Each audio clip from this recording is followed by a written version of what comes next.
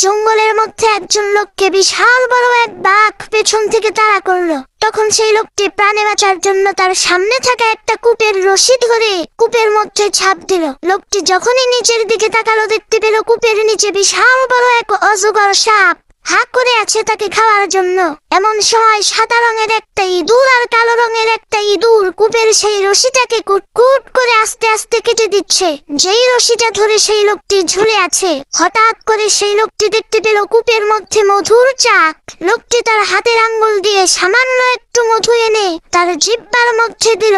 মধুর স্বাদ আর মিষ্টতা। কূপের উপরে বসে থাকা হিংস্র বাঘ, কূপের নিচে হাঁ করে থাকা ভয়ঙ্কর অজগর সাপ, সাদা আর কালো রঙের ইঁদুর সবকিছুর কথাই লোকটাকে ভুলিয়ে দিল। কেউ ভাইরা আমার, ওই লোকটা আর কেউ না, ওই লোকটা আপনি নিজেই। কূপের উপরে দাঁড়িয়ে থাকা ওই বাঘটা হচ্ছে আপনার মৃত্যু, যা আপনাকে প্রতিনিয়তই পেছন থেকে তাড়া করছে। আর নিচে বসে থাকা ভয়ঙ্কর ওই অজগর সাপ হচ্ছে আপনার কবর, যেখানে অবশ্যই আপনাকে যেতে হবে। আর যেই রশিটা ধরে ঝুলে আছেন, সেই রশিটা হচ্ছে আপনার হায়াত।